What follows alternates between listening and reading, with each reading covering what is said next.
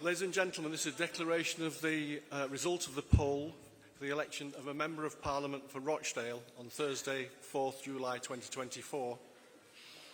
I, Steve Rumbelow, being the acting returning officer at the above election, do hereby give notice that the number of votes recorded for each candidate at this election is as follows. Paul Simon Ellison, the Conservative Party, 4,273. George Galloway, Workers' Party, 11,587.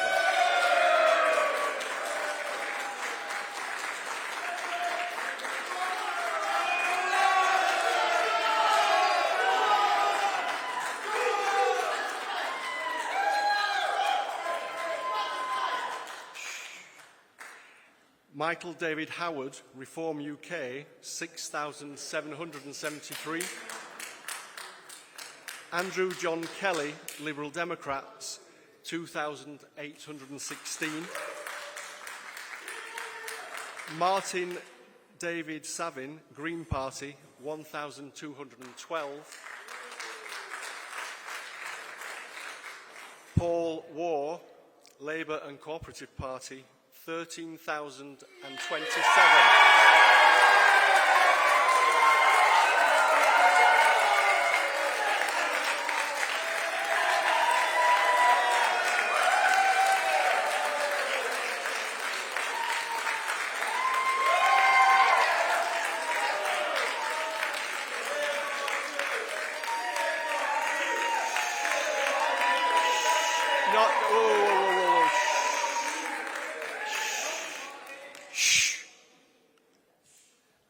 I hereby declare that Paul Waugh is duly elected.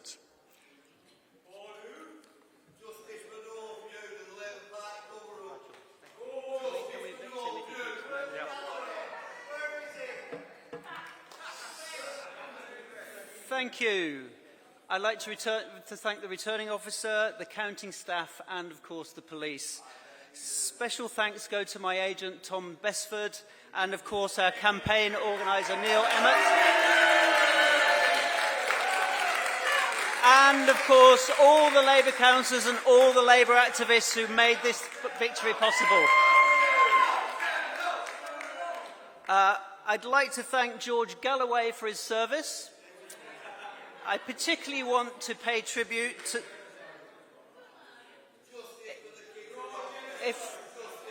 Are we going to be allowed to speak? Is this a democracy? Are we going to be allowed to speak? I particularly want to pay tribute to the late Sir Tony Lloyd, whose decency and compassion are still an example to every one of us.